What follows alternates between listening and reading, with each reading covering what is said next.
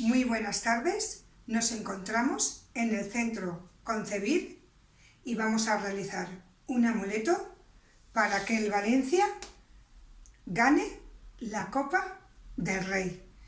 Os voy a mostrar en qué consiste el amuleto. Un pañuelo de seda amarillo,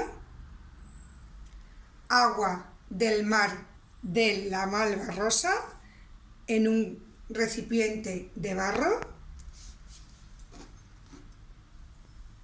un rosario y aquí tenemos una llave para abrir caminos,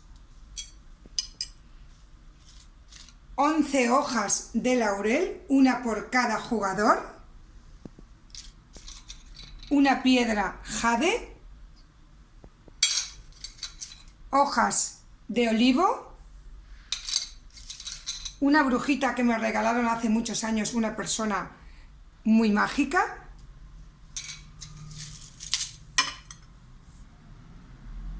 y aquí tenemos el amuleto que Raúl Antón entregará a un jugador del Valencia para ganar la Copa.